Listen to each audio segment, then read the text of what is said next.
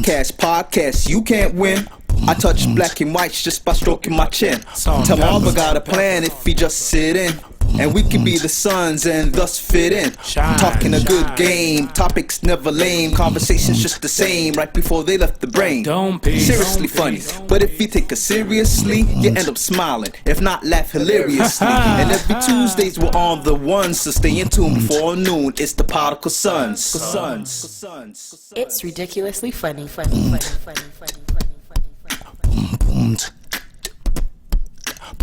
Welcome back to the best no judgment zone space in the world, because neither one of us had law degrees. I am marvelous. And I am happy to return, not your average Joseph. And we are the Podical Sons. Let's start the damn show. Welcome back, my king. Thank you, sir. And, as you can tell, we didn't get canceled while you were gone. No, I was being a good boy-ish. Commend you on your one-man show. Bless your kind soul. Good. Yes, for the folks at home, you already used to it. Get ready, enjoy. Cause I couldn't get to tell him some shit or get to yell at him for some other shit. To the folks that are new, like, subscribe, comment. You can see this episode on YouTube. Enjoy. Brace yourself for the bullshit. Yeah, it's coming. Let us begin. 5, 4, 3, 2, 1. He is COVID-free, fuckers. COVID-free. Thank you for the concerns, though. Automatically, they came straight from the neck, man. Yeah. I'm like, get well soon. He got the COVID? I was like, you seen the shit. Well, because they know we don't break for nothing, so it's got to be something dramatic. Yeah, but I mean, we're not going to leave them hanging. No, we never do. We're not going to leave them hanging and stuff, whatever. So, I mean, like, you weren't well. I wasn't well. I was still here. Yeah. And production still got run. Of course. People had questions. We can't get them all the secrets. Shout out to Engineer. For doing the ones and twos and stuff like that. But we're back. How you feeling? You ready? I'm ready, man. I'm ready. It's like, you get that anxious build up, because I wasn't here representing last week. Your ass is still on social media. Meanwhile, I'm off. I'm still making beats. I'm like, bitch. I gotta keep the mind fresh. Fair. Yeah. Mental health is a hell of a thing. Mental health, and that's your therapy, huh? That's it. So what is, like, I don't know. I feel like to help recharge my batteries. Yeah. I want to say not only like this, but I think good convo with good people. Right. That helps recharge my batteries and stuff to let me know, like, to me, I'm not insane. Would you say that recharges your batteries and then playing Call of Duty relieves your stress? This one now, but not this fucking Black Ops shit coming out. This Black Ops shit. I'm not a fan of Black Ops, man, because they always want to throw some zombies in the fucking mix, and it annoys me. It annoys me, but I mean, like, preparing you for the zombie apocalypse, man. It's gotta. I had like 2-3 seasons of Walking Dead for that shit, but we here. We're here. All right, man. So let's get to like the polls you missed. Okay. Because I don't think it was fair for me, like in a one-man show, to just talk about the polls and stuff like that, because, I enjoy the rhetoric with you. Yeah. So, and I mean, the people enjoy. Yeah, exactly. Yeah. So, women are more accepting of plus-size models than plus-size men. Right. Over shorter men. 67% on the poll and stuff for the week before. 67%. They're not fucking with the Mighty Midget Mafia. Nah. The Doughboys are winning. The boat boys? The Doughboys. The Doughboys? The Doughboys are winning. They could be boat boys too, the tugboat motherfucker. Yeah. Like, here's my thing. My thing and stuff is this. I'm gonna be biased for a fucking minute, whatever. You rather be with a dude who probably hasn't seen his dick in like forever, besides looking into like a mirror that can probably catch the full body effect. Yeah. Over a dude that probably seen it and clean his shit on a regular with no gut and no possibility of a heart attack and stuff, whatever. What the fuck? What do you say to that? I just say, listen, man. You went with more height, but you also grabbed a lot of more weight with that more height, man. There's a trade-off that you might not be willing to survive if you're on the bottom. You're not willing to survive. I'm just saying. You know what I mean? Glad to have you back. I'm just saying. It's like that. We're convenient, us short men. We hide properly. You know what I mean? It's like, Tell him hi to fat guy. Hug your wife. Yeah. And pray for me because I'm single and stuff, whatever. It's rough out here. Yeah, it's rough out here. It's a rough landscape out here, bro. Ooh, baby, it's a rough world. I mean, see, it's a good thing you weren't a plus size guy on top of being short. Oh no, I'd be a fucking Goomba from Mario Brothers or some shit then. Yeah. No, I don't think I would get by. I think it would be. That would be a tough one. Yo, that'd be rough. That'd be rough. I gotta stand on my money stacks. I just gotta floss money everywhere I go. Just flex on them. Yeah. Just stay pretty flexing. much. Yeah. That's the only way. The next thing was does female privilege exist? It fucking does. 100% it does. Shorty confirmed it. Yeah. When you were last time and stuff, when we were recording stuff, with a Shorty did confirm it and stuff, whatever. But I mean, there were some peoples and stuff. It was like on a minuscule level saying no, female privilege doesn't exist. And salute to their drug dealers and their coke dealers or crack dealers. Anyone who's supplying you with this marvelous medicine that you're getting. Yo, man and woman drive into a speeding trap. Who's more likely to get out the speeding ticket? Woman. Okay. Keep it simple. Keep it moving. Woman? Female privilege is a hell of a thing. It's here. I think everybody has, I want to say this, like Shorty said, there's pretty privilege.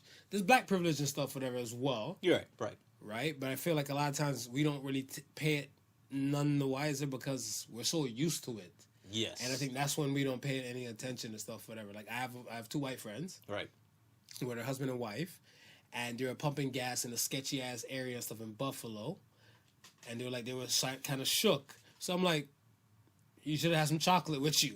Had you had some chocolate with you, chocolate would have pumped the gas, stuff, whatever. It would have been a little bit. You didn't have to get out the car. You had nothing to worry about. Yeah. Yeah. And he's like, you know what? You're absolutely fucking right. So I was like, there you have it. Well, I mean, just like how we view white people as taking their privilege for granted because it's so often happening to them that it's second place, and you don't really have to view it as such. Yeah.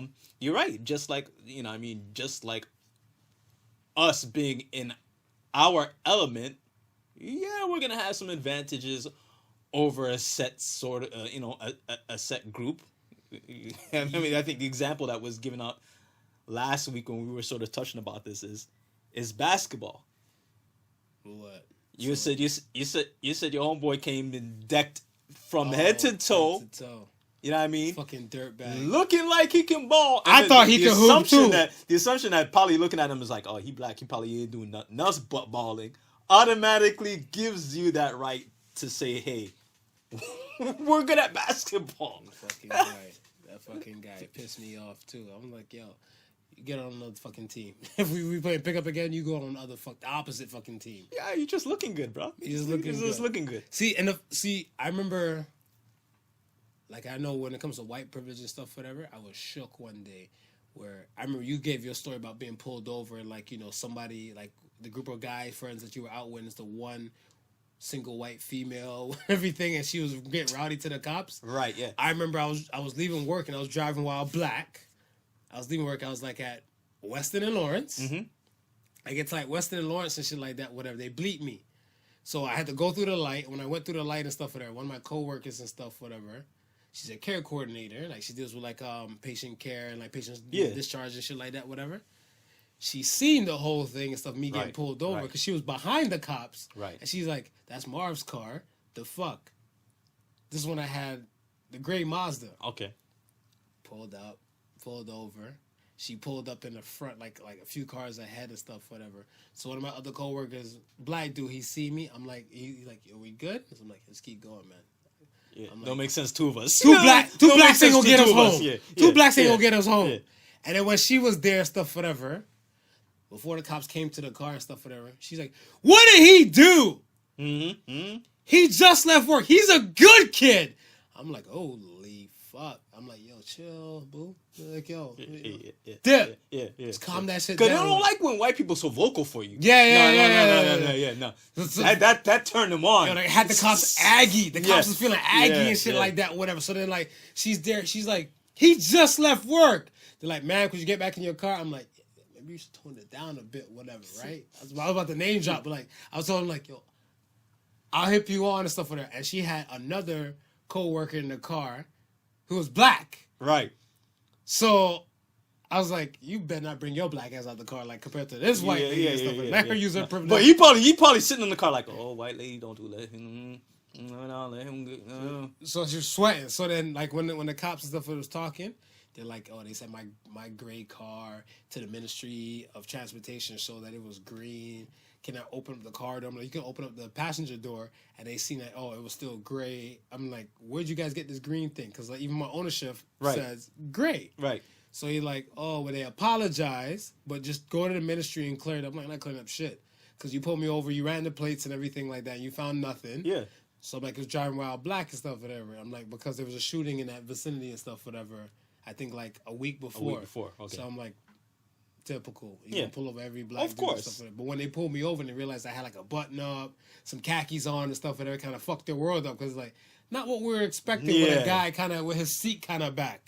Whatever, right? But the next day, when I seen her at work, she went off. She's like, "This is unbelievable. I can't believe racism is like this in Canada. You only think this is in the States." I'm like, "No, fucker, this shit is everywhere. No, it's here. This shit is everywhere, and cops gonna abuse they shit. It's been here every goddamn where. Yo, pray for Nigeria, dog. Yo, prayers for Nigeria. Prayers for Nigeria and stuff, whatever. And that whole SARS thing, I don't like the fucking wording.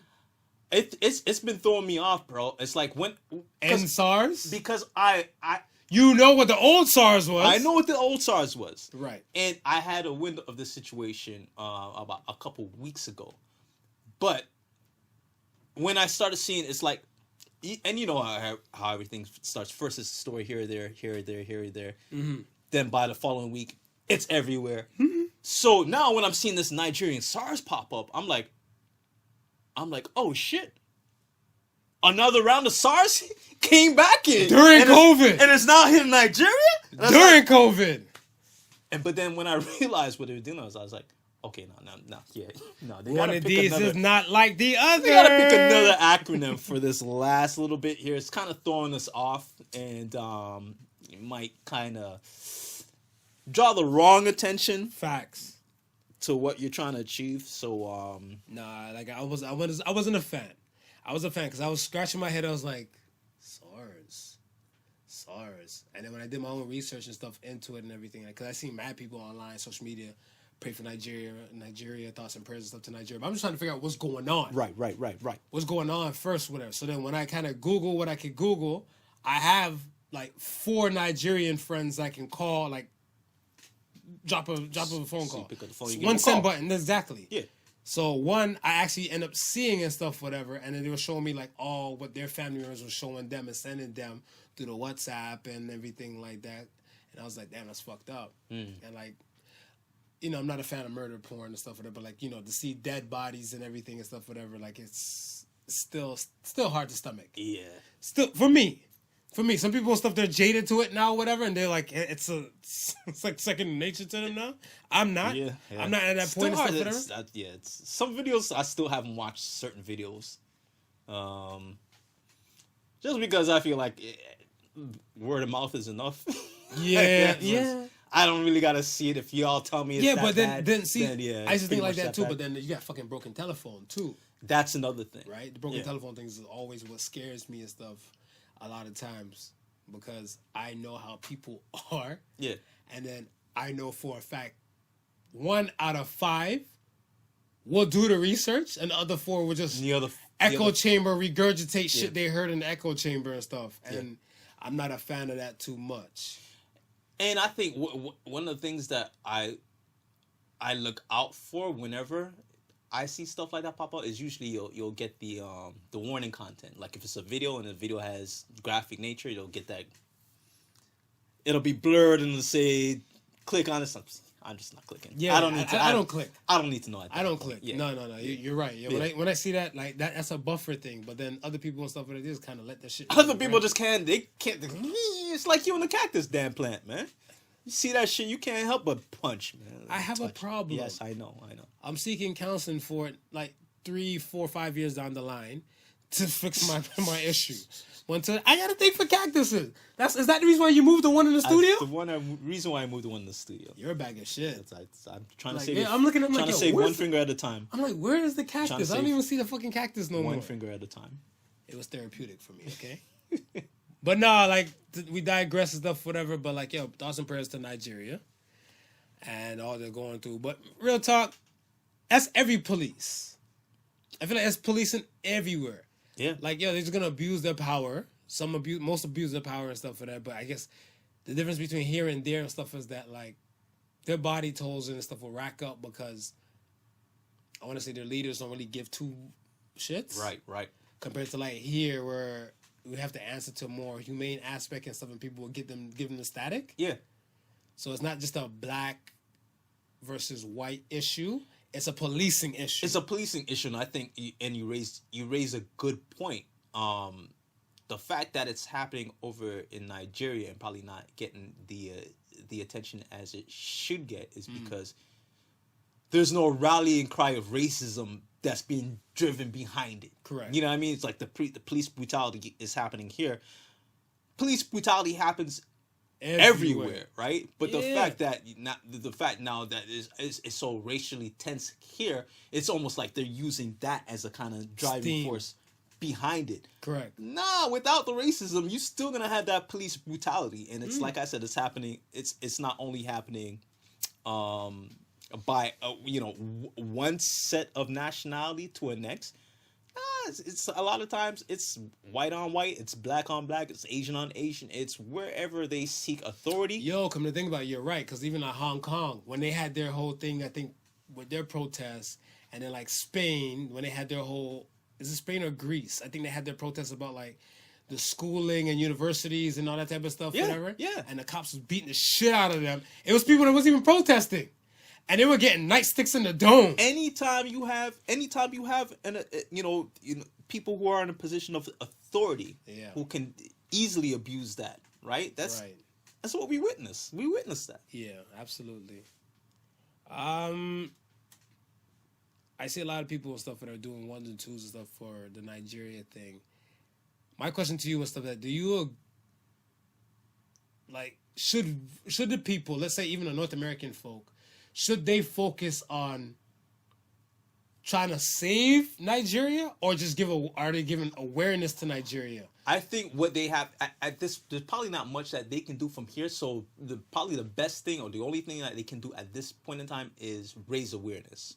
But that don't go so far though. You know what? Because if I'm the government running shit like a boss, and you're like, pray for Nigeria, I might beat some more motherfuckers to the death a lot faster now. But you know what? You at the same time, you also hope that someone who can affect change, here's the message that's been put out there, and then acts upon it. You're right, because not everybody can, or not everybody has the capacity to make change, or to incite that change to happen. Right. But there's one or two people out there that can. Now, whether they listen to you or not, that's a different story. But absolutely. But you know what I mean? At least if you put it out there and you hope somebody will listen, you hope that it doesn't fall on deaf ears, and you hope that change can be made to do it. And then basically, I like focus on changing what you can change. That's true. It's the only thing we really can do. It's the only thing we really can do is change the things that we can change. The things that we can't, let's raise awareness to it and hope that who can change those situations get the opportunity to see what the message is, and then possibly get in there and help change that situation. And then, I think if we all concentrate on bettering the betterment of ourselves, will in turn benefit society and make society better. I think if everybody strives to be a better version of themselves, that goes a long way. I think it goes back to, like, when you said that, the first thing that clicked in my head was like the whole blade of grass thing, what you were saying and stuff before. Right. I think everybody's not really trying to focus on themselves to be the best version of themselves. Yeah. They just kind of like this. It's just a selfish thing. Like, my needs, I come first. Dog eat dog. Team me, and me. And then in that process and stuff, whatever, people get stepped on per se, or fucked up and stuff, whatever, in the process, because you're looking about your own goals and you don't give a fuck who you trample on to the way to the top. Right. Right? So yeah, it's kind of screwed. So the other polls and stuff, whatever, this week that you probably seen and stuff, whatever, and everything, is there an age limit on sexy? Nah. Okay. Why? Because I think it's more of. Well, I guess I guess it's what perspective you're looking at it from. If it's an attitude or feeling, I don't think you should put an age limit on it. Right. So I'll tell you my aim and stuff and everything like that, and Right. you know, salute to Shorty and stuff, whatever that came at me and stuff with her, because she's like, you think you slick, you always want to fight, right? I'm like, I don't always want to fight, you know, but When you see a worthy combatant, then remember way back when you spar, yeah. Remember way back when and stuff, whatever, with the when the sun's on the streets, yo, COVID, leave us alone so we can get back to the proceedings, get back to the people, You can get on the streets. But with the sun's on the streets, I asked women, would you rather be pretty or sexy? Right. And to me, pretty is more the aesthetic, and sexy is more the persona, attitude type of thing, whatever, right? Right. That's the realm I meant. Yeah. But remember, these questions are for you, the people. They're for the people. So it's how you perceive the word sexy. Right. So if you perceive the word sexy and stuff like on a level where you're taking it on attitude level, congratulations and stuff, whatever, that's where your mind is. Yeah. And if you took it on a level of aesthetics and stuff, whatever, congratulations too. Yeah. But I just want to see what a person's state of mind is when they hear some type of words, trigger words and everything like that, whatever, right? I say the word Karen. What is the first thing that come to your head? White blonde lady. And I know a sexy black girl named Karen. Yeah. Hey, boo, if you're hearing or watching. But, you know what I'm saying? Like, it depends on the person. So now, when it came down to it and everything, I feel like there should be an age limit on sexy. Here's why. Right. I'm in a smoothie, I'm in a juicing type of place and stuff. They ain't cut the check, so fuck them. Yeah. I'm not gonna give them the Just honors the juice and bar. Just the juice bar. Just the juice bar. Just the juice bar. I was in there. There's a younger girl and there's an older woman and stuff. They're standing side by side and stuff with each other and stuff. Whatever. We all masked up and everything like that, right? Yeah. She's there. This is what her attire was. She had UGG boots on. Needless to say, she's a brunette or Caucasian. Yeah. She had the UGG boots on. She had booty shorts on because it's pants season for me. But she had booty shorts on. Uggs and booty shorts. Uggs, booty shorts. Okay. And like a thin ass, like, not even like a kind of like a jersey, like gray sweater, like long sleeve. Right. And everything. And she's part of the no bra gang. Okay. I seen all this from the back. Okay. Then I see the older women and stuff that are kind of more, and I want to say not like the velour zip up, but like kind of like the tracksuit zip ups and everything, like whatever. Right. She's in the zip up and stuff, standing next to her or whatever, right? I had a young girl say, "Mom, do you want any added protein and stuff to your thing?" So I'm like, "Mom." Here I am looking at this girl, whatever, like, oh shit. And then like when she turned around, spin, whatever, like the way how she's wearing a mask, you can see a good portion of her face. Right. And I was like, this is a youngin'. I wouldn't feel comfortable with my child under 18 dressing like that, leaving the house with me. Right. Whatever. So I feel like there should be like an age limit where the shit could start. And I feel like there should be a kind of cutoff time because I know a lady. Yeah. I work with her. Before I got the history on her and everything like that, whatever, she was like a little, this is the day I seen her. She wore a little leather mini skirt. Mini. Had some hooker boots on. Yeah. Up to like, the kneecap. Come fuck me boots. Yeah, come fuck me boots. I don't know if her body could work like, she's kind of older now or whatever. Yeah. But she had the come fuck me boots on. She had like a little button-up shirt, but it's kind of, had like a little deep little Michael Jackson little V-neck kind of button like way down there. Right. And she's an older Caucasian lady. She has like the wrinkly skin kicking in, and she had like a Donald Trump orange tan to her, and everything like that. And I'm like, yo, shouldn't you classy it up for your age, whatever? That's just me. That's just you. That was just me and stuff. So aesthetically and stuff, whatever. Like, yo, her persona, her attitude, you do what you do. But I feel like aesthetically, we should keep things and stuff to like a specific kind of moderation and stuff, whatever, if you perceive sexy like that. Right. But attitude and stuff, whatever, I still feel like that because I don't mind, even if I had a 10-year-old daughter, to think that it's okay to emulate the attitude or persona of a Cardi B. Right. Right. Yeah. So that's why I still feel like there's age limit. There should be an age limit for sexy. That's just me. Yeah, I mean, the only reason why I don't feel like there should be is because then you get into the realm of ageism. Ageism. Yeah. Elaborate. Where because you're a certain age, it's not deemed that it's not appropriate for you to be sexy.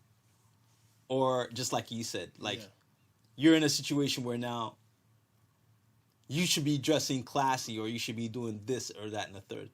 And I'm like, listen, if you're 60 and you got a body of a 30-year-old, man, flaunt that. But what if she don't? Well, listen. What if she got the varicose veins pumping and everything? You see purple veins, purple veins. If you don't, then I'm sorry whoever has to view it. Me! You don't give a shit about it. You don't have to view it, Marv. You can turn away. You can look away. So okay, let me ask you this. You see a dude, not even on some gay shit and stuff, whatever. You see some dude, we're not gay shaming, by the way. Nah, we're not gay shaming. You see the dude and stuff, whatever. Apparently he just forgot to zip his dick up in his pants. Right. And then you just kind of look down, you're like, is that his dick? And you're like, what the fuck? And then you know because he's there and it's still a dick, until you say something and stuff, whatever, it's not gonna be like addressed. So then you're gonna have you know the dick is gonna be out, so you're just gonna slightly glance to it and stuff, whatever. Your mind's gonna be kind of focused on the dick, even if you're not looking at the dick. So you already seen the varicose veins pumping through her legs and everything. You're not gonna focus on the varicose veins? Lies. Dude. Lies. Let me ask you. You came back as a liar. Let me ask you. After your 2 weeks. Let me ask you this. If you looked at something, right? And it's unappealing to you. Yeah. Do you spend your time looking at it? Do you continue to spend your time looking Human at it? nature, we focus on the negative before we focus on the positive. You know the lyrics of a bad song that you dislike over the song that you like and stuff, whatever. We use the negative or the bad as a more of a concrete, I want to say, reference to anything else. I understand it. Marv, if Medusa stripped butt naked right now in front of you, Right. with her frozen stone ass stare that you know that'll turn your ass into stone, Right. are you looking at her again? If she's flat chested, I will have to look at her face. If she has some big ass titties, her eyes are down there in my world, okay? Yo. If they're down there, yo, that's it. I'm focusing, her eyes are down there to me. I look at roadkill once. You look at road. Oh, fuck. Just to make sure where it's located on the road and I don't get into it. Right? Because you're driving. Ugliness, I can only stomach once. Wow. I feel like people are beautiful in their own way. Hey, listen, if it's of attractiveness, I'm gonna continue to look. Okay. If you're sexy and of a particular age and you can still flaunt it, then flaunt it. Yo, I see some. Flaunt it. Some of them, they don't have the body of that and everything. They're trying hard. They're wearing the girdles. Right. They're wearing the waist trainers underneath the clothes. Absolutely right, And, Marv. yeah. But I've also showed you some grandmas. Yeah, and I'm not discrediting those grannies. I also showed you some grandmas. I'm not discrediting those gilfs. They're gilfs to me. Right. I'm not discrediting them. Whatever. But Now, that's what I'm should saying. they hide their sexiness? I feel no. I feel like, but even the photos that we seen, they were in bikini and they're at beach. Right. Proper attire for proper setting. Yeah. Whatever, right? Do you wear this and stuff, whatever, like, just because it's your property, your lawn and everything like that? No, you have grandkids. But then, it's kind of like the OnlyFans moms and stuff, whatever. But that's my $1 million question to them. But then that's human nature, though. I don't think that has anything to do with it. Because we'll have some people who know they damn well know they ain't sexy and just be wearing foolishness. Yes. Yes. Dance Hall Peggies. Dance Hall Peggies. Okay. Yeah. Okay, we're on agreement to that. Walmart Wendy. Walmart fucking Wendy. We seen some Walmart Wendy's. I call them Walmartians. Walmartians? Yeah, Walmart Wendy's. Yeah.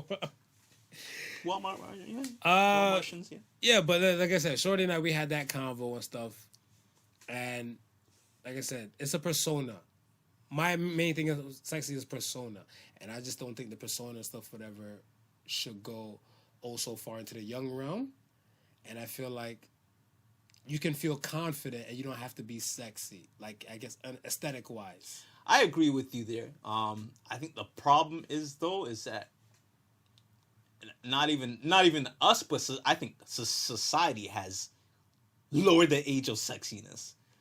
Yeah, it's like young chicks end up getting like lip injections and breast implants. There's some young chick I seen on YouTube and stuff. She got like breast implants done at like 16 for her 16th birthday. I'm like, the fuck? I mean, we argue over, you know, we might argue over the clothes, but that's the clothes that's selling in the stores that they shop at. And that's the clothes that's marketed towards them. True. Well, if you sexy and you know it, clap your hands. All right, yo. Sexy. Too sexy. I always say I'm sexy, bringing sexy back, and I never left. I was away for a week. Yeah, this is true. It's true. Yo, Shorty and I, we had a convo. We're talking about like cheap pussy. Because she kept cussing me before, during, and after the damn podcast. Yeah. You got an earful. Yeah. She chewed me out and stuff, whatever. But is there something scary about cheap pussy to you? Because she said cheap pussy, if she was a man, would scare her. You know, at first I wasn't bothered, right? But then after all the arguments that was going back and forth, yeah, she had to prove a point. It kind of got me to thinking too, man. Scary pussy, like cheap pussy scares you? Like, so okay. Like, do you not value your cooch? No, but see, I'm a fan of independent women. Yeah. Right? And an independent woman, to me, I look at it like this. You have a situation where you have one woman, you could probably just spend 2 women. Okay, so you have 2 women, you can score, right? You're going to score, whatever, right? You're going to have sex. One woman, $20, and you score. Another woman, $100, and you score. Which are you more comfortable with? $100 and score, I think. Really? I think so. Really? I think so. I think she put a higher value on her cooch.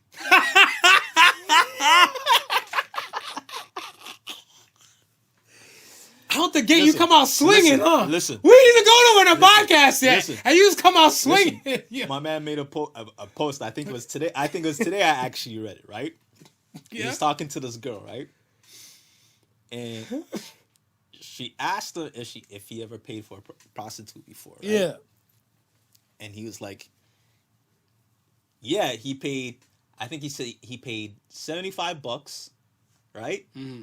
And it must have been. He said it was like the best 5 to 10 minutes he ever had. Shit. Okay. Right. So then the female friend he was telling it to was like, "Oh, you're so stupid. Why would you spend so much money? This, that, and the third. This, that, just for cooch, right?" Mm-hmm. So he's like, "I'm stupid." So they're out having dinner, right? Yeah. He goes, "I'm stupid." He goes, "Right now, I'm about to pay $200 for this meal, right? Within the next week or two, I'll probably end up spending more than that talking to you, right? Only to get a kiss at the end of the week." So say you might rack up like a $400 to $500 bill just to get one little chups. Chups means the quick kiss. Quick kiss. Then he goes to her. "Now you tell me which is more stupid." Sign me up for the $75. That's what I'm saying, man. Like, yo, during these tough COVID and racial times, you gotta pinch every dollar, man. Like, yo, now you tell me what's more stupid. See, I thought you were going with the story and stuff, and I thought you were gonna say like, I spent $75 and stuff to score. Yeah. And then she's like, "Oh, you're so stupid" and stuff. And they were like, "What do you mean? It's your sister. I spent like $75 to feed her, and then she gave me some pussy." Like, who's more stupid, me or your sister? That's why I thought you were going with the story. I was like, "Oh shit, he wanted to get his sweet just dessert," but that ending was still good as hell. Yeah, cause I'm like, and I thought about it and like, I got a point. Yo, I'm just a fan of stuff of a woman. I don't mind a simple woman, and a woman that doesn't need me. Yeah. Whatever. I still feel like the $100 woman feel like she needs me, because a lot of these chicks and stuff, whatever, who's asking for the $100 meal, they don't even have $100 in their account. Nah, this is true. So that's the thing and stuff. And I'm like, how the fuck you gonna ask for something you can't even produce? Yeah. And all you got to bring to the table is vagina. Yeah. Right? So I'm like, if I gotta feed you for like the 20, holla, and then you let me know for a fact that like you don't date like that, and I'm just the fortunate one. You're right, like what you said in the past. She could be just running good game on me, whatever, but we don't know. We don't know. So regardless of the fact, I'm just gonna take the 20. I'd rather take the $20 than the $100 L. Yeah. That's just me. Yeah, no, I agree. Okay, so let me ask you this. So when certain men cheat, do they cheat with the expensive cooch or the cheap cooch on average? Because they cheat with the good cooch. You piece of shit. You say you bothering weave out of certain type of shit? You're a politician. Listen, whether it's cheap or expensive, it's just got to be good. Then they're cheating. That's true. Yes, it is what it is. Mm-hmm. Well done. Okay, and the other question and stuff, whatever, to catch back up to speed, does dating and politics mix?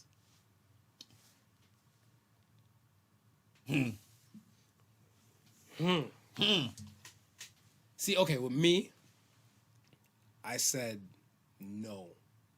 The reason why I said I'm gonna say no too. But go ahead, let me hear why you say no. My no and stuff is that a lot of people and stuff, whatever. I want to say even before this whole tension in the world we live in North America. Right. I feel like you want somebody with the same line of values as you. Right. Whatever. Right. Like I don't feel like I'm a good fit to a Bible thumper. I'm worldly enough to be with, to date, and to understand some type of things and stuff, whatever. Yeah. And my mind is open to even learn and have my mind change. Right. I feel like certain Bible thumpers and stuff, whatever, like the Bible's absolute. Right. And they're not willing to hear anything else and stuff, whatever, right? So, I don't want to generalize, but a good portion of like conservative, Republican type of folks, they're more kind of Bible thumpers and everything. Right.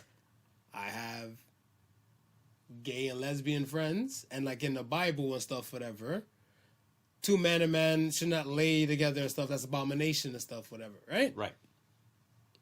I still feel they're my friends for character, morals, and principle value aspect and stuff like that. So if the woman I'm seeing is not with the fact that like she's like, oh, you're kind of liberal with your friends, like, you know, you just pick up all types of willy-nilly friends, yeah, and everything like that, whatever. I'm like, this might not work.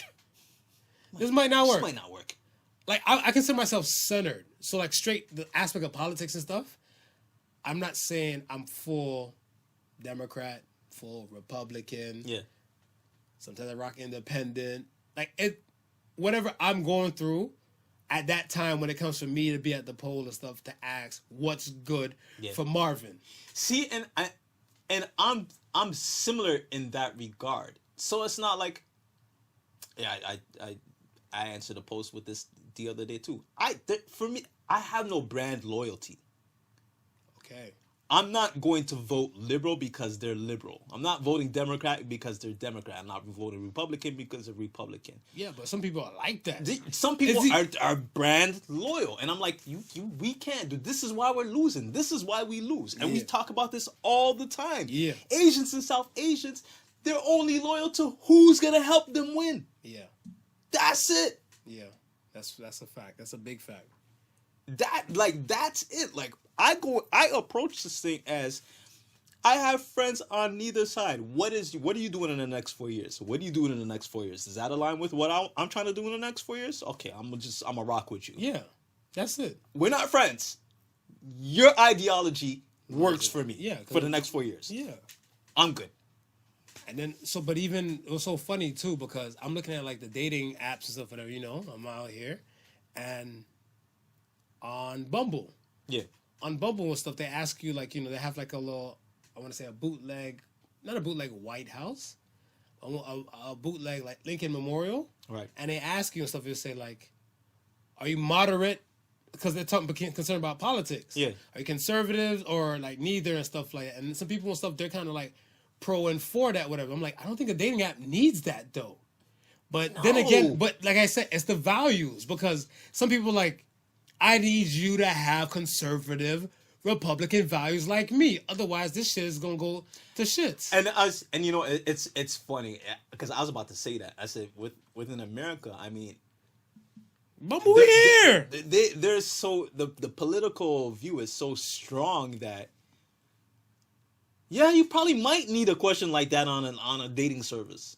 Aha! Look, I opened up Bumble. She has some titties, by the way. So you see her. Oh, one's Republican and one's Democrat. Ha! So see right here? Conservative Christian. Right. I don't care. Yeah. I don't care, but that's what I'm saying. But even a dating app finds that it's important to know, to put it out there and stuff. But but I was saying, but like we always say, hey, we are who we are, and we can't expect everybody to be like us, right? Correct. So you don't care, right? But could you imagine a person who's dating that lady or begins to date that lady, right? Everything is going sweet. They're on the 4th date. The issue of politics come up, right? And he's a passionate liberal person. And she's a passionate conservative person. That makes a great ass sitcom. No, I'm just fucking. And one terrible ass dinner. Yeah, the facts. Because now you're gonna be at odds, right? So it's like, shit. If I only had known that ahead of time, I'd have probably avoid this. Because for some people, again, it doesn't matter to us. But for some people, that's bread and butter. Yeah, that's bread and butter for them. Yeah. Yo, okay, why are we on politics and shit? Let's talk about this last presidential debate. Better? Ish. Better-ish. What are we, British? Better-ish, yeah. Better-ish. There's a no-fly zone. No-fly zone. No-fly zone. I think it's all Mike Pence and everything. Like, he attracts the flies from his shit he talks. But I feel like, well, some of the early election votes and stuff are in, and Biden is up right now. Yeah. As of like today, Sunday. Sunday. But I feel like a lot of the times, like what I'm seeing and stuff, whatever, is that people were swayed by these things. I didn't think they would move me or sway me, because I think like from the first one, you kind of know what to expect. And so from the second one, I'm pretty sure you already had your choice or who you're gonna vote for already. Right. I don't think this thing would have changed anybody and stuff. Whatever. No. But it came with a little thought, whatever. Like are people more anti-Trump than pro-Biden? Because I feel like for myself, I'm pro-Kamala. You're pro-Kamala? I'm pro-Kamala over, like, yo, Joe. Dementia is there though, man. Keep it 100. Dementia is there. And we're like, we're looking like, yo, we got to get this man Trump out of office, so we'll take what we get. Right. I seen this one post. It goes, if y'all going to unfollow me because I'm not supporting Trump, Biden. Oh, yeah. Yeah. Biden. I like that. I seen that. I was like, oh, yeah. I seen that. That's fresh. But yeah, no. I think it's more anti-Trump right now than Joe Biden. Because to say that people have the full confidence in a Biden ticket, no. It's really, I think it's really Camilla. That's like Kamala. Sorry. Yeah, I'm trying to get my shot, and just in case if husband get replaced, I realize it's her that's really keeping this Biden ticket afloat. Yeah, because you're right. It's like you don't know which Biden you're gonna get. Right. Whenever he steps up to that podium. Right. You always know what type of Trump you're gonna get. That's a fact. You always know what type of Trump you're gonna get. Biden, you gotta. The first one, he was kind of reserved until like Trump threw out his character. This one, he was a stuttering Stanley. And I was like, shit. I'm like, there he go and everything. But I'm glad like they brought it back to like the whole racism thing and stuff, whatever, for Trump. Yo, salute to Trump. Salute to Teflon Don. He said, I'm the least racist person in here. So you're racist, though. It's like, and then the Proud Boys stand by. I was like, this is funny. It's like, I mean, we talked about this earlier with Jamaicans, right? And how they set you up with whatever, you know what I mean? With Jamaicans are setup artists. With these particular phrases and how they get you to say things. How are you going to say you're the least racist person in the room? In the room. Yo, I fucking love so it. At what point did you pull everybody's racism and figured out your racism is the least? Before he took off his mask. He went around the room and said, all right, we're here in Nashville. All the racists, hands up. Yo, I don't know what the fuck. Because the room was dark. I didn't see anybody else feel like it was done. I don't know what he did. So I was like, all right, fuck it. Yo, let me ask you this. If you're from the same race, right? Mm-hmm. Can you culture appropriate a different nationality? So, give me an example on that. All right. I'm Filipino. Okay. And I'm rocking a Japanese kimono. Is that cultural appropriation? When there's no kimonos in the whole Filipino world. Yes. Aha! Yes. So now, okay. Remember Black Panther came out, everybody got the African pride. No one was fucking rocking with Africa heavy like that unless you were like the brothers of like, you know, like either I want to say rocking with the nation or you were kind of like been a few places and stuff where you experienced part of the culture and stuff, whatever, right? Right. Let's say me of the Jamaican heritage, whatever, right? And let's say I had no African friends or no African ties and stuff, whatever, and I rock like a dashiki or a kente cloth. Is that cultural appropriation? No. What the fuck? Nigga, help me. Help me understand. No, and then if I'm to say no there, then I'll go back and I'll say no for the Japanese and Filipino thing. No for the Japanese and Filipino. And the reason why that's pretty fucking confusing to a black man like myself. Well, the reason why I'll say no at that point is I'm looking at okay, maybe not for the Japanese and the Filipino because what would be their ancestral ties?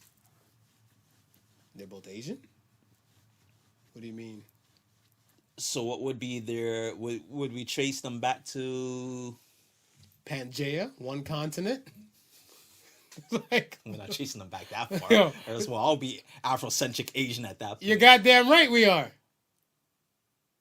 I think when Jamaicans were dashikis or anything like that, they're looking at it as slaves being brought over. So they're looking at it as black people are using a buffer. They're looking at it as their lineage because they don't. Remember, we have no. Some of us have no history prior or no history of us prior to slavery. Right. So you're looking at it. Well, if I'm coming from Africa, I'm assuming whatever African culture I can take up.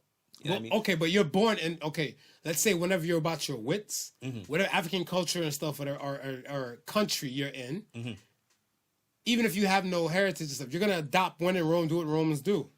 So you're there, so you're gonna, I wanna say, not even assimilate, but you're gonna be of that culture, of that country. Right. Because just like if you have no heritage about you being Jamaican and you're here in Canada, you're living life and stuff in Canada and stuff, and you have known about Jamaican culture and everything like that, whatever. You're just gonna become of the Canadian culture. Yeah. So that's what I'm saying. I'm like, but if you're in Jamaica, why wouldn't you know about the African culture? Why would you? Why wouldn't you know about the African culture? Why wouldn't you know? I don't think it's taught in the curriculum like that.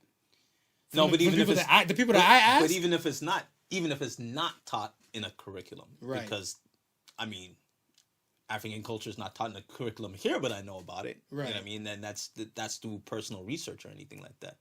So, with that being said, if they studied on it, right? Right. And they're saying, okay, my lineage, I can maybe not directly trace my lineage back to African roots, but I know at some point I have African roots. And I But feel, how that's even like the gender shit. Because I can say I'm part Bobcat and stuff, whatever. I have no traces that I'm part Bobcat, but I just know for a fact I kind of claw at certain type of women and stuff, whatever, with my cougar nails. well, most of these people are looking at it as they're not native to Jamaica, so they're figuring, well, if I'm not native to Jamaica, if my parents are not native to Jamaica, then I gotta come from somewhere. Right. So I'm assuming then if I'm not native to Jamaica, then I came across on some slave ship as an African slave. 400 fucking years ago. Living in 2020. If I gotta opposite ends with this shit, right? If I gotta backtrack my roots, where am I gonna backtrack it to? You're gonna backtrack it through your parents. Right. Where And they then- gonna and then- backtrack it to? Ancestry.com, I guess. And where they gonna backtrack it to? At some point, Ancestry.com is gonna take you somewhere, right? It's gonna take you somewhere and stuff. It might take you back to Africa. What if it don't take you back to Africa? What if it take you back to Ireland? It might take you back to Africa before it takes you back to Ireland. Not saying that it can't take you back to Ireland, Right. but it's probably gonna take you back to Africa before it takes you back to Ireland. Yeah, I feel like black people use that shit as an excuse, whatever. Nah, cultural appropriation is still cultural appropriation across the board. To me, I keep the same energy and stuff, whatever. But how would you find if you're American, right? You study up on the African culture, right? And you decided that you've learned enough, you know enough, to the point where you feel like you can represent it, right? So now you go out and you buy yourself a dashiki. Are you culturally appropriating it? Just because I learned about it, that makes it okay? But- So just but- like if a but racist did the study or learned about blackface, it's okay for them to do blackface. But if you learned about the culture, right, and you know if you know why they wear traditional garb, or why they're wearing the dashiki, and you're doing it for the same reason. Okay, so give me a reason why we're wearing the thing, whatever. Let's say if you feel like a warrior, clap your hands, and then this is right. Let's say it's a traditional garb, right? That's worn during ceremonies, and it evokes a sense of pride when it's worn. That's why it's worn. Okay. It gives it. So if I feel like I have a sense of pride, so I should wear it. Okay. Or you want to.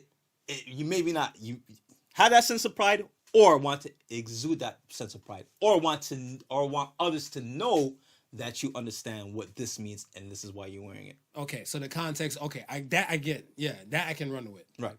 That I can run with. I can understand that. At that point, is that still cultural? If I came up to you and said to you, yo, that's a dope dashiki top you got on, right?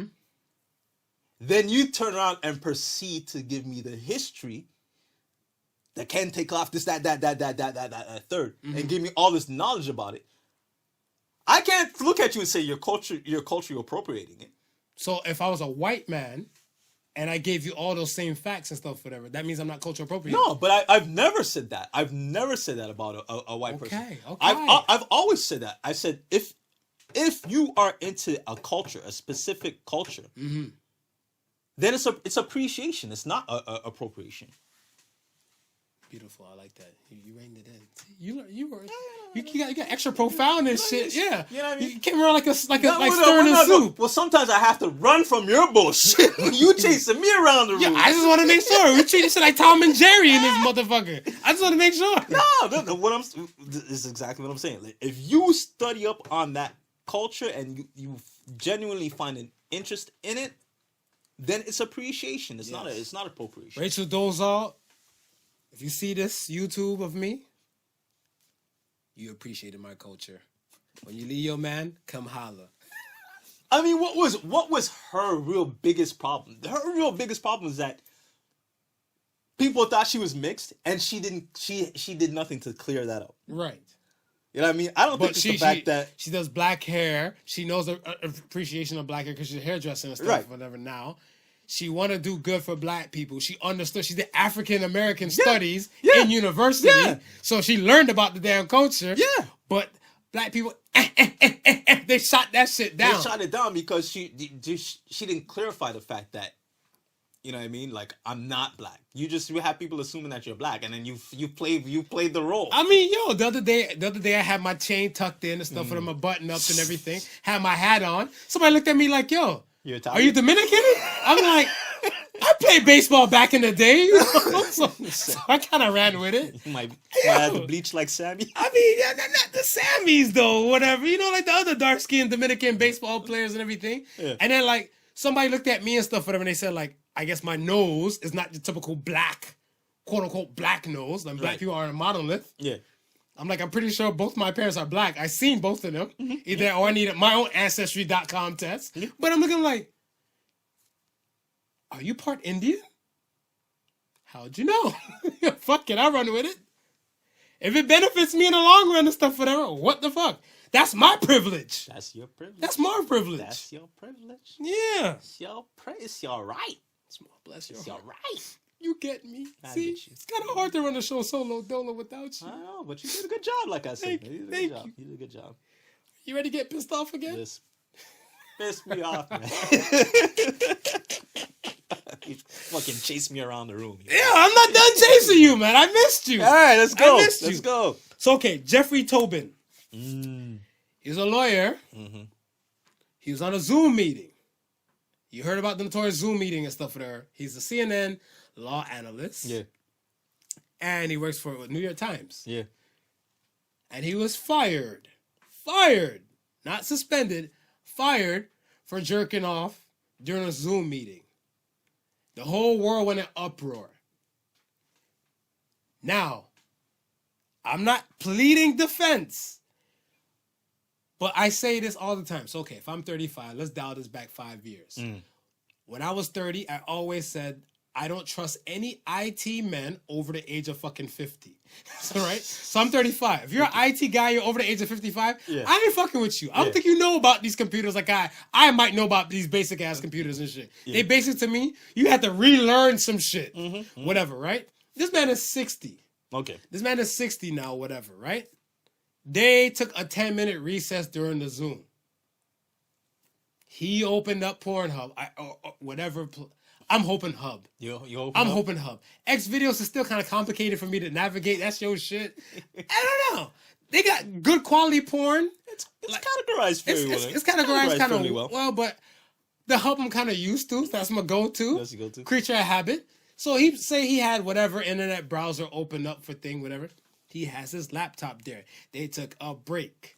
This man wants to rub one out and come back calmer on his Zoom meeting and stuff, whatever. Unfortunately, he muted the sound.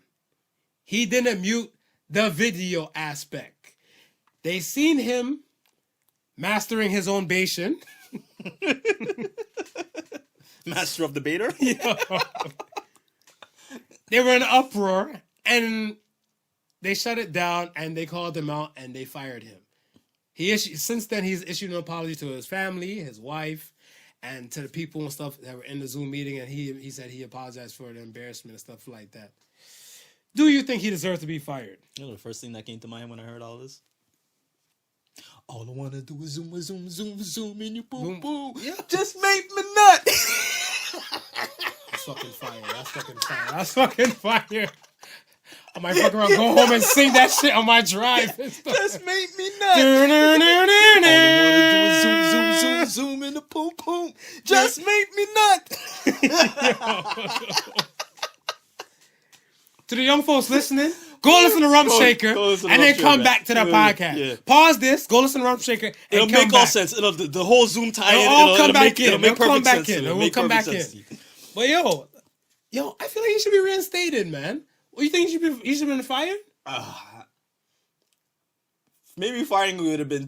Maybe firing is a little bit too harsh. Suspension for sure. Suspension. Right? Suspension. For sure. He's gotta. You gotta set some form of precedence. So therefore, everybody thinks it's not okay to jerk off on a Zoom. Not that, because I'm pretty sure people know it's not okay to jerk off on a Zoom. I think though you'll set the precedence of people being more cautious and more careful when they do these sort of things. Because I mean, since this whole COVID thing went down online, everybody online at home. I mean, there's been tons of accidents, tons of things. Yeah, like I seen some other dude and stuff, whatever, a younger guy. They thought he was shutting down for the day. He's like, all right, great. Good talking to you guys. All right. You guys have a wonderful day. And the man got up. He went for the lotion, got a few tissues. And they're like, the other people still in the Zoom meeting like, yo, what is he doing? What is he doing? And then you see him kind of unbuckle his pants before he sat back down. They're, hey, no! So everybody's waving and everything. And he's looking like, oh, shit. And then he just kind of X'd off his box. I'm like, well, I know what he gonna do. Party boy.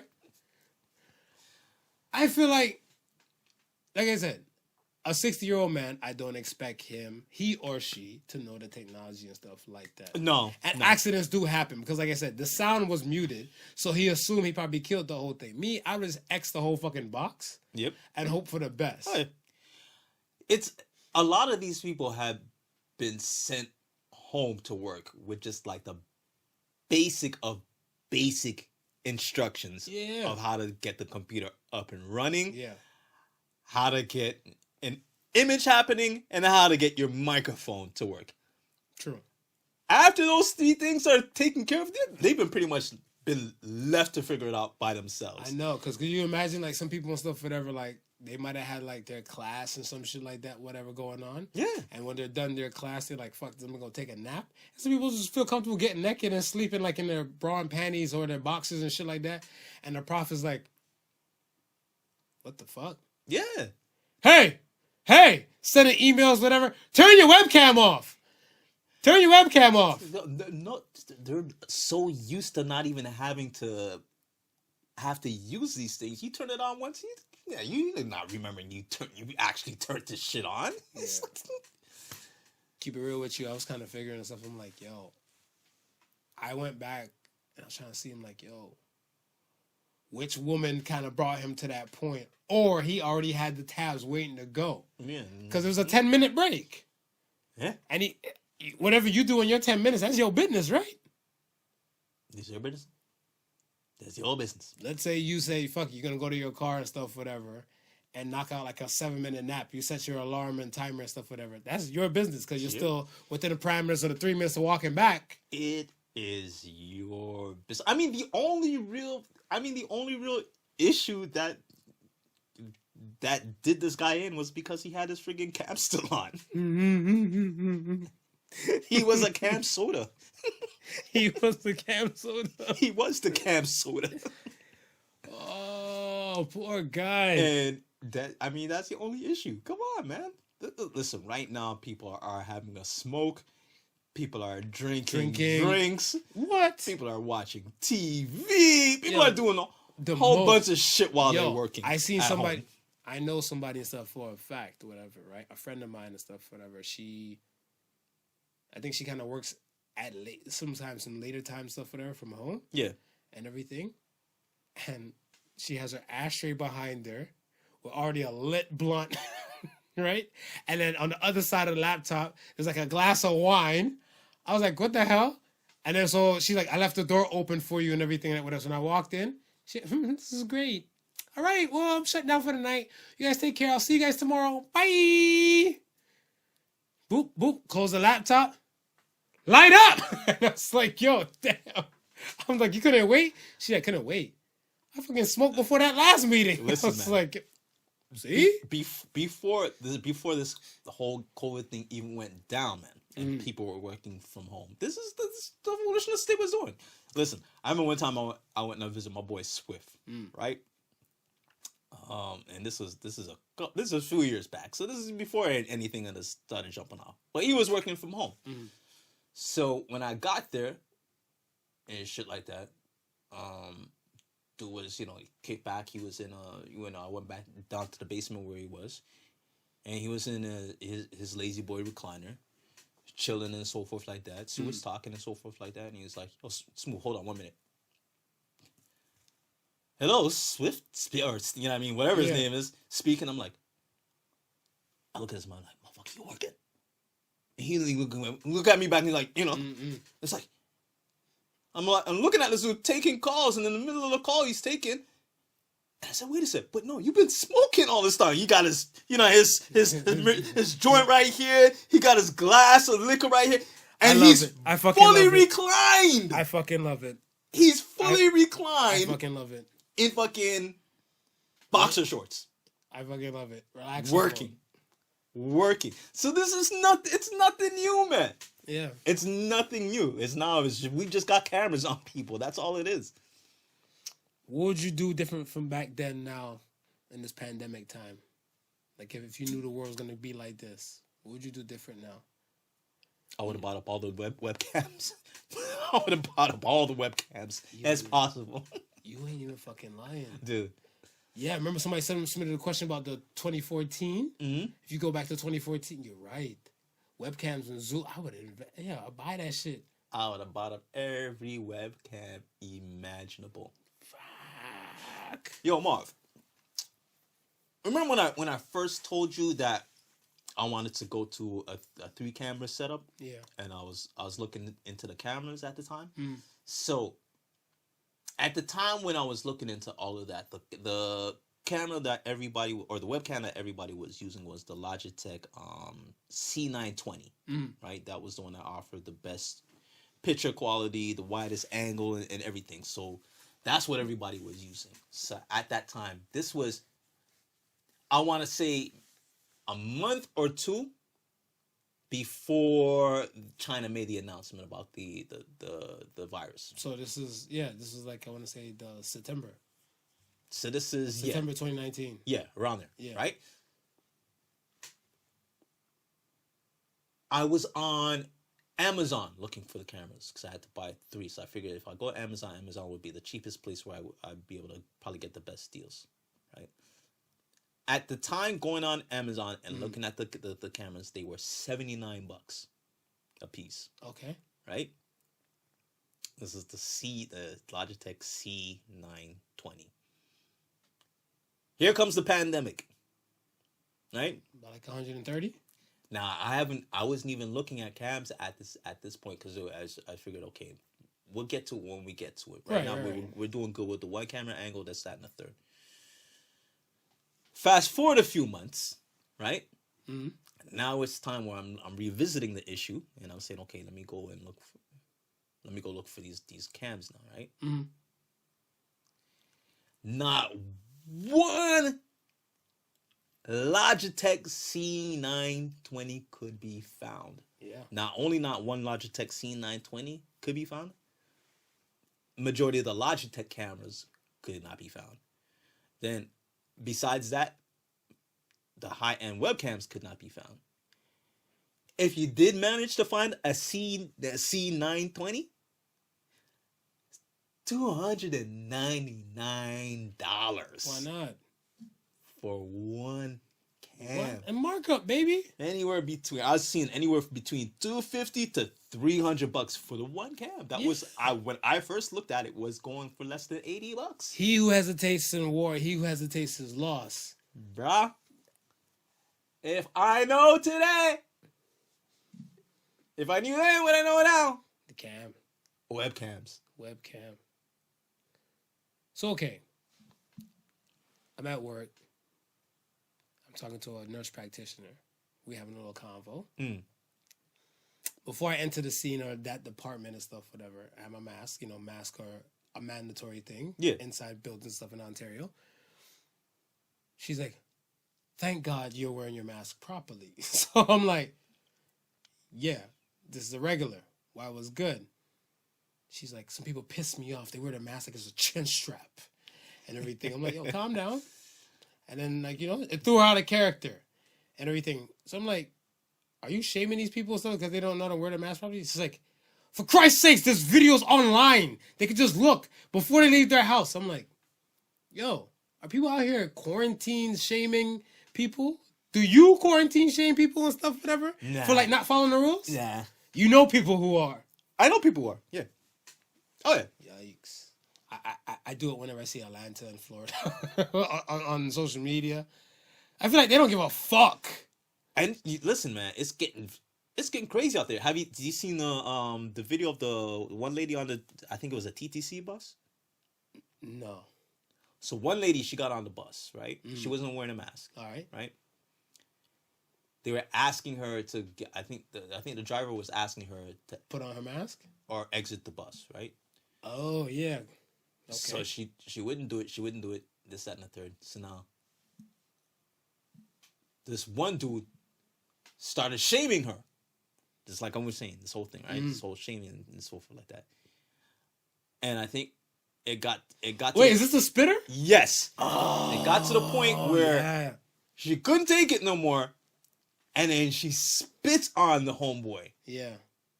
Who then gets up, retaliates, and you can He had doke in her ass, whatever. shoves her right off the bus. Yeah, Spin's disrespectful, man. That's super disrespectful, right? Yeah. But would he have gotten spit in his face if he was masked? If he was shaming? If he wasn't shaming? If he was shaming? No, he wasn't. Right. You see what I'm saying? Well, yeah, you bring up a valid point. You see what I'm saying? What's my Jamaican expression I fucking love? Duppy know who for frighten. No, for frightened. Duppy know who for frighten. Like, you know who the You might pop style. English that out for them. You know who to intimidate or flex on yeah. when you see them. You don't need to. Yeah. So, I mean, yeah. And I look at it and stuff, I was like, yo, this is crazy. Because, like, when I heard about it and stuff, like, the lady spit, I'm like, wait, what the fuck? I'm like, maybe they're like, no, he shoved the fuck out of her off that thing. And I was like, serves her the fuck right. Yeah. That's what I'm saying. You're wrong and strong already. How are you trying to demand some shit? But it's just like, yo, I'm driving on the highway and shit like that, whatever. Dude, in the fast lane, I'm doing, let's say, like 100 clicks and stuff, whatever. He doing like 80 something in the fast lane. So I'm looking like, we're already going slower. Because, you know, some people doing like 110, 120, certain people and stuff, whatever. I'm not saying it's the Autobahn here, but fuck, move. Yeah. He's not moving. So I honk the horn and stuff, whatever. Then he rides on the window, throw the finger out the window and stuff, whatever. I'm like, bruh, you're going super slow on the highway.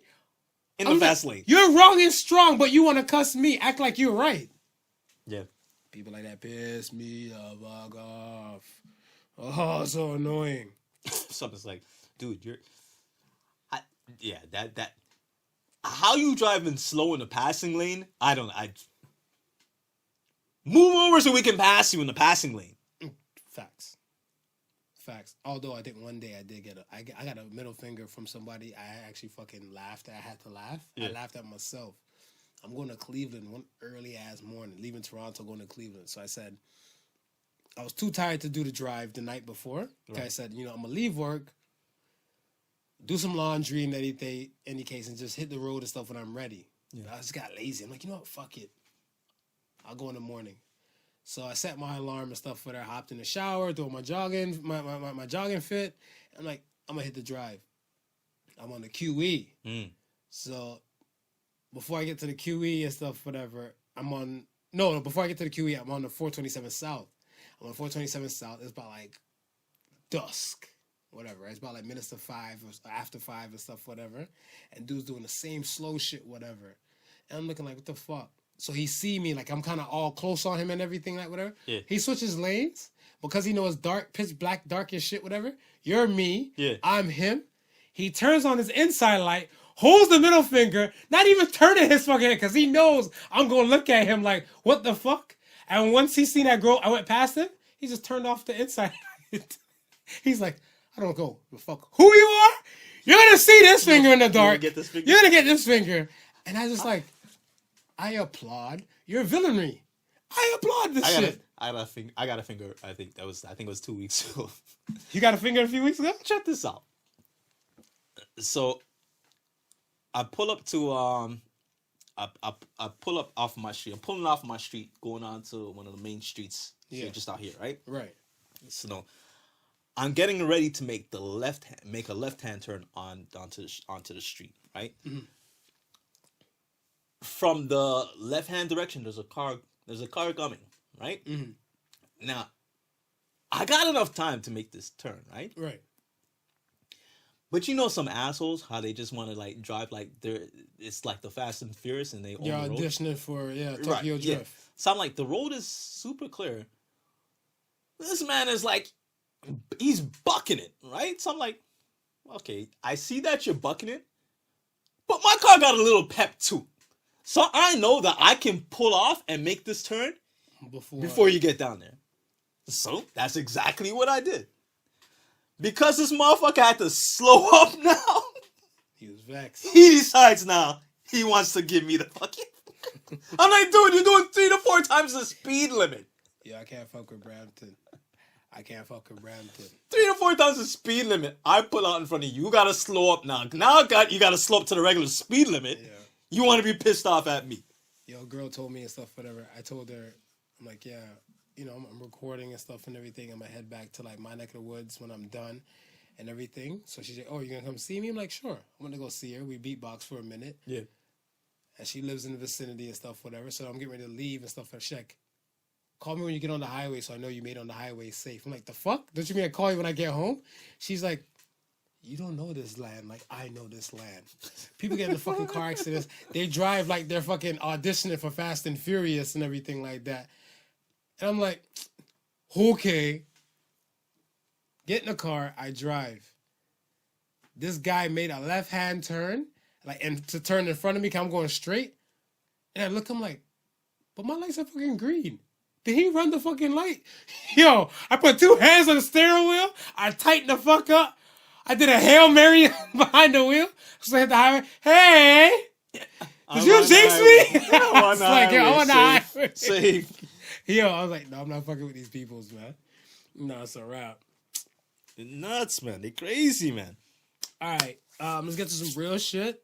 And then we get to the regular proceedings. And then we get to moving. So I got a story to hit you with, whatever, first, and then I have a little question thing and stuff, whatever, right? So, okay, so we have a young boy.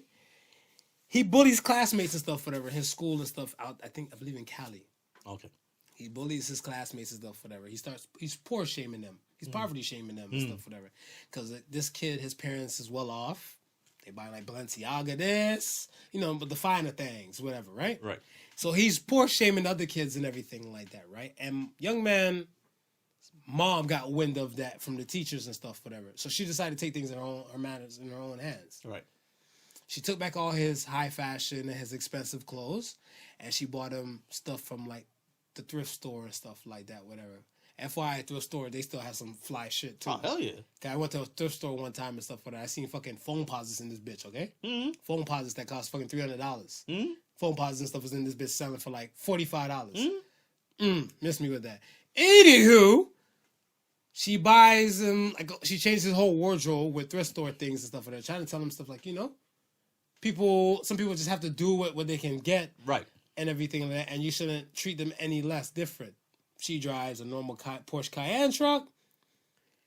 I think her parents or something had an old 92 Jeep Wrangler. Okay. She decided to take the kid only in school, pick him up to and from school in a Jeep Wrangler. Right. To just teach him a little lesson and stuff. Not a father, he was not on board with it. Yeah. He didn't give a fuck, but he's not a fan of this and stuff, whatever, to teach his kids the lesson.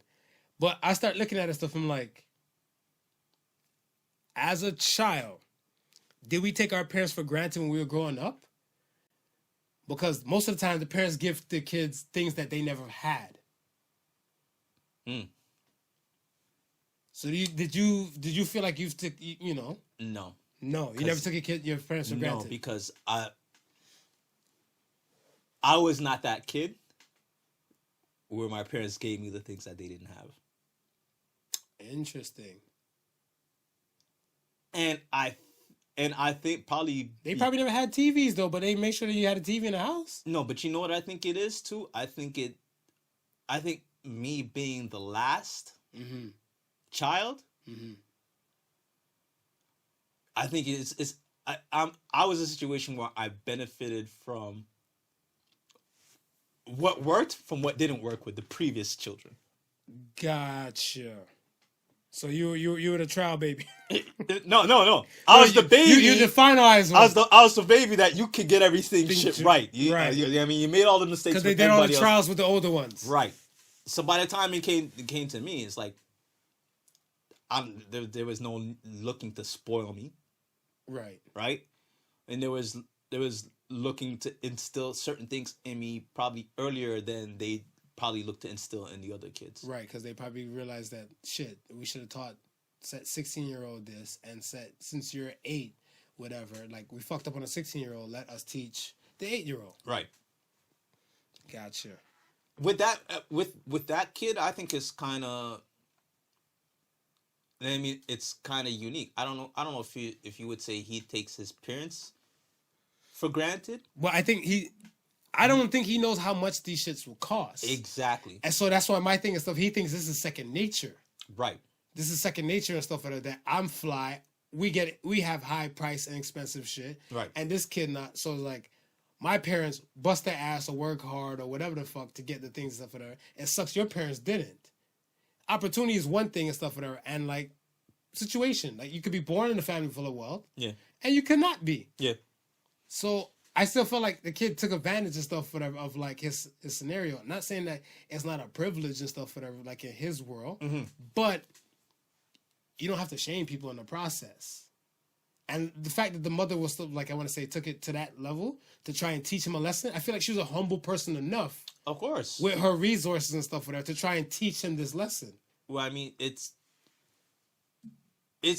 and I can see if I can probably almost see it from her point of view as looking at it as, holy shit, my son doesn't know the value of things. Mm-hmm. You know what I mean? So whose fault is that? Exactly. Parents. So now I gotta actually do all these things now to show him, hey, no, there's a certain value towards these things, not because you get them so freely and not know what it took or what it cost to get these things. Right.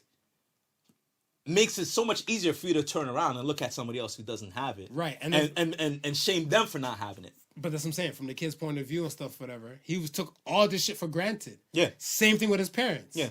So that's what I'm saying. Like, I feel like this kid took his parents for granted. Same way, like, I don't feel like I've taken my mom for granted. Right. But I know for a fact she gave me shit that she never had and stuff for her. Because I know my mom's time, there was no fucking Game Boy. Right. Right? Yeah. There's no Game Boy and stuff for her. But she's like, you know what? I want to say, I wasn't working, but I want to say I was doing schoolwork to kind of compensate. Yeah. So my grades were honor roll level. So she's like, this is a kind of reward, a treat. Yeah. Whatever. Because like, she's like, in a nutshell, you kind of earned it and stuff. You bust your ass. So you deserve to be compensated. And it's not that I don't think. It's not that I don't think that they wouldn't want to give me the things that they might have never had growing up. I think it's more of a situation where they were in a position to. They were in a position to, but if you think about it, right, it's like where you're your mother's only child, Right. Right. I grew up in a household of 10,000. two sisters, a brother, and how many nieces and nephews that I could have considered. Just say the Black Brady Bunch. How many nieces and nephews I could have considered as siblings, right? Right. So to say that there would be a focus to just spoil me and give me the things that I want, my parents probably wouldn't have operated that way. Right. Right? If there would have been more of a lines of if I can't give it to all of them, then I'm certainly not going to give it to one, but I'll instill what I need to instill in that one and show them or teach them how to go about and getting it on their own. Okay, so let me ask you this now. My next question and stuff would be like, you're more in a position to answer this question and stuff, so I kind of tailored it to you. But even to the listeners and stuff there, do we think our children are taking us for granted? I think so. I think so. But again, with me, a lot of times my kids, partly my fault, because I don't give them. It is, because if you said this was the fault of the moms and stuff, whatever. I don't give them a day-to-day, right, of what I have to go through in order to provide or put whatever I have on the table. Gotcha. Right? They just see the end. They just see the end result. So your parents and stuff, whatever, they kind of gave you a day-to-day of the shit they had to bust their ass. No, actually, I think what really kind of opened up my eyes to everything is actually going to work with my dad. So one summer I actually went to had a summer job working where my dad worked, right? And that's an eye opener. Like, it's like when you physically realize what working for a living is, as opposed to getting up every day and going to school and not having a care in the world. Right. Yeah, it's an eye opener. Like, what do you mean I gotta wake up 5 something in the morning to be at work for 6, to be there in 8 hours working, right? Right. And this is what I gotta do to expect to get paid. I mean, so all of a sudden now it's like halfway through the day, I'm like, shit, man, I don't want to be here. Yeah, right. You know what I mean? Shit, I don't want to be doing this. And then you realize, shit, my dad does this 8 hours a day. Every day. Every day. Every day. Yeah. And then now I was like, oh shit, like. You have a new level of respect. Yeah, because I'm pretty sure as a little boy growing up, he didn't say to himself, this is what I'm going to do every day. But like, no, you had dreams like everybody else. And see, that's the thing and stuff for that, because I feel like a lot of these kids and stuff, whatever, like they don't have this kind of perspective. They just kind of take shit for granted. Because I witnessed it and stuff for that from like younger relatives and everything and stuff. They just turn to the parents, what's for dinner? Yeah. What are you making? So what, I'm starving? I was like, wait, what? The fuck? My mom had me in the kitchen chefing and stuff from like 8, 9 years old. I was doing my own laundry from like 10, whatever. Like, so I was kind of like, I want to say self-reliant and kind of like built kind of different and stuff, whatever. So when I'm seeing some shit, I'm like, these kids take this shit for granted. Like, yo, I'm like, tomorrow's not promised for the parents. Yeah. Well, neither of us. Yeah. But I want to say, they have a higher probability of not being able to provide, and then what? You're SOL. So I'm like, I think a lot of them taking this for granted and stuff, whatever, right? Like, I feel like my son now, no, later, possible. Yeah. But I would like to know and stuff, whatever. To the people who aren't parents and stuff right now, I would just like to know, like, what could you possibly do to kind of let them not try and take you for granted? Tupac, like I said, there's no way I could pay you back. My plan is to show you that I understand. Yeah. But I want you to understand and stuff, whatever. Like, this shit is a thankless job, but I do it for you. Don't take it for granted, because there's some kids out here dying for a parent like me. I think you can preach it till you're blue in the face. It's up to that individual to kind of see it and realize it. So what? You shouldn't. So you saying like you shouldn't say it regardless? Should you say it, or should you not? Because even if it's up to the individual and stuff for the soul, like, you know, this motherfucker's gonna ignore everything I say, so I'm just gonna keep my mouth shut. No. You say it. Say your piece. Say your truth. No. Okay. You say it, right? But you also keep in mind the fact that, hey, some of the stuff that you're saying, you may be saying in vain, but never to look at it like that. Always look at it as look at it with a positive outlook, and a hope that whatever you're saying, it may not sink in right away, but eventually, and if you say it enough, reinforce it enough. That's true. Yeah, you're right. I can testify to that. Yeah, you say it enough and you reinforce it enough, and then you don't waver from it. So at the end of the day, even if they never ever take from what you said, they can never say that, hey, you wavered, or you said this and you said no. You said this, you stuck by it, you stayed the course. You stayed the course. Got you. Whatever I didn't take from that was my fault. That's for not on taking you. It. That's all on you. That's it. Because I knew as a parent, I given it to you. And that's all, at the end of the day, that's all you can do. That's all you can do. Cool. All right, man. Let's get to the question of the week. Question of the week. What is acceptable and not acceptable in your relationship?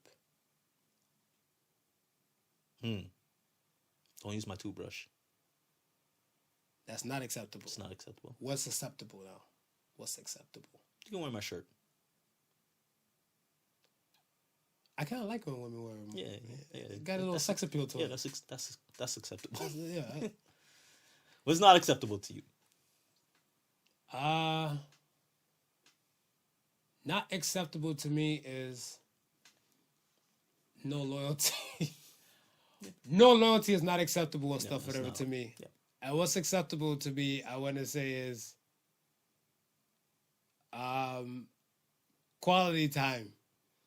No matter what, whatever. Like, I might not be into the shit she might be in, or vice versa and everything like, but you're like, you know what? I'm with you. We'll take it. We'll learn it and stuff. She's like, babe, let's go to a pottery class. Am I fucking Ghost? Am I Patrick Swayze? You know what? Fuck it. You want to... Let's do it. Let's do it. I'm going to come back with fucking pulling clay out my nails for the next 3-4 days. But you know what, though? It's quality time with you. Exactly. It's not only is quality time, it's something different. And listen, anytime you get to do something different, you get to expand your mind, and you get to expand your palate just a little bit more. Why are we always trying to do the same things for entertainment? You know what I mean? Well, some people are a creature of habit. Some people are, and some people, it don't take much to make them happy. I'm a simple man. Yeah, I'm a simple man too. But why is it always got to be a dinner and a movie? You're right. Like, it's funny because what was it that wifey was saying the other day? She want to feed you Legos? Snorkeling. Okay. She said she'd love to go snorkeling. Mm-hmm. This is something we never spoke about. But you know what? I've always wanted to go snorkeling. So when she brought that up, and she goes, next time we're on vacation, we should go snorkeling. So I said, okay. And she's like, for real? I go, yeah. I go, actually, I wouldn't mind going snorkeling. Yeah, but she's like, well, we never said so. Well, we never discussed it before. Well, and that's what I'm saying, which is dope, because it's kind of like, I feel like if you're gonna be with somebody and stuff, especially like in a marriage and stuff, whatever, you should be able to talk to them and just voice things and all that. Yeah. There should be no eggshells. Yeah. What's on your mind and whatever you want to do and stuff, whatever. That's it. Just get the feel and stuff, whatever. At least give the person a chance or opportunity to say no. If it, like, yes or no, you don't know. Opportunity to say. But listen, the conversations aren't being had anymore, right? And people just assume some shit, whatever. They be like, "Oh, let's go ballroom dance." Like, no, and then like years later and stuff, whatever. They want to tango, and like the person who said no was like, "Shit, I love to tango." You love to tango, but you said no to ballroom dance. Ballroom dance is so slow and boring. Yeah. Tango is provocative, and we're closer, moving faster, pace and everything. Be like, I didn't know that. You didn't ask.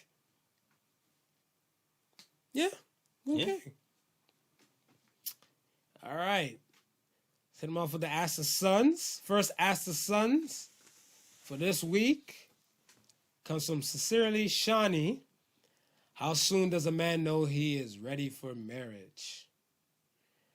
When her gluck game is phenomenal, boo. When her gluck game is phenomenal. When she moves overseas and he's followed her for the gluck. Yo, some people just don't want that good cooch and good technique to kind of go to everybody's head. I think what was that? Hotline Bling. I heard that shit come on that day when I was in the car. Yeah. And he's like, you're doing all those things for someone else? Yo, you feel that type of way. You learn these great techniques and now you're out here glucking on somebody else? You used to call me on my celly. So, yeah. How soon does a man know he's... To be honest, I'm weird. Like, I want to say, it takes certain type of things and stuff, whatever. I have to see, like, trial and error. Yeah. It's not just words, it's actions and stuff where that kind of take place and kind of will bring me to the promised land and stuff, whatever. Because, like, even some people, my people say I got to the promised land a lot faster than other people normally expect, like other people would. Right. But I seen some type of things, and I'm a man of action. Yeah. So I went by the action speak louder than words type of thing. So that's that. So whatever type of actions that the man might be expecting, try that. Yeah, I can agree with that. How about you? How did you know that you were ready for marriage? Your dick stopped working and you had to take blue pills? My bad. White pills? White pills. Nah, it's you. I think you kind of know it's all about, squeezing the trigger. Well, for marriage? Yeah. I think we kind of know that person that we can see ourselves with for the rest of our lives, I think we almost know that probably months before we even decide to say that is squeeze true. the trigger. You're absolutely right, because the funny thing too, I had a girl yell at me one day, or we were in conversation, and she said, "How the fuck do men be with one woman for like 7 years and not marry her, and then they get with a new chick and stuff, whatever, and they marry her within like a year and a half and stuff, whatever?" I'm like, you just know. Yeah. You just know, because you probably seen all the bad shit that you didn't want. Yeah. And now you see all the good shit and stuff and everything like that you like. Yeah. Yeah. Yeah, man. All right. PE_Leroy. This is relationship day, Smooth. Public enemy Leroy. Possibly. Public enemy Leroy. Hey. My girlfriend wants me to redo my proposal. Do I do it or not? Run. That chick's a fucking bridezilla. Yo, how old is she? You should have said her age too. Do you get to ask why? Like, is it when you're posed with that situation, right? Well, think about it. Like, if somebody was to propose to you and stuff, whatever, right? Yeah. A woman's to propose to you and stuff, whatever. Why would you say like, you want to redo it? Well, That's what I'm saying. Why would you want need to redo Who are you doing it for? Exactly. You're clearly not doing it for you or her. You're doing it for the mafia, the peanut gallery. Who the fuck? Yo, she's under 30, man. She's chasing clout. That's my thing. I don't know what to tell you. One should be enough. Yeah, one is enough. If you say no to that, I'm out. One should be enough. I'm out. Last question comes from Action. I like that. I gotta start spelling action like this. How do you spell it? AKSON. Okay, yeah. Action. What books have you read that changed your mind? Ooh. 48 Laws of Power, The Richest Man in Babylon, The Art of War, Hagakure, the Book of the Shadows, and I got one more in the cusp. The Prince, Machiavelli. The Richest Man in Baghdad. I never got to finish that. Babylon. I gotta board that one from you again. It's a quick read. It's a good book. Real good. The Gifted Hands. Sounds like me. You don't need to read that. I'll teach you all my techniques. Free seminar. And the Mystery of the Ages. What's that about?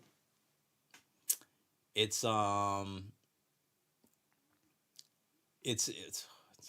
do I explain it? It's a book. It goes over philosophy and religion and world religion and folklore and stuff like it. Ties in and teaches. Yeah. Oh, I fuck with that because I read a whole bunch of Karl Marx books. Yeah. And everything, Karl Marx, who coined the phrase "religion is the opium of the masses." Right. So I would fuck with that. Yeah, this one's pretty deep because it takes you from just like early beginning stages before religion. So just philosophies like Plato and stuff like that, and how at that time how a lot of philosophers would meet up with the seers and discuss certain things and so forth like that, and said so how oracles came about and how oracles were being used, and then how that kind of transformed into early religions, and then how that kind of it's very interesting. It's a very interesting book, man. Okay. It's thick, but it breaks down like a lot of stuff. Worth the read. Yeah, it's a worth read. Okay. So we're here with the Ask the Sons for the week. So say the Sons, excuse me. So say the Sons. It's not that you're poor. You just made poor decisions. So say the Sons. A sponge on that for me. Well, a lot of times, we find ourselves in situations where we really didn't have to be. And if we trace it back, it's usually due towards a decision that was made that if we really took the time before we made the decision, we probably would have changed the outcome of what was going on. So a lot of things we see, a lot of ill things that we see happen is poor judgment, rush decisions, not taking time to assess a situation, and just running into it blindly.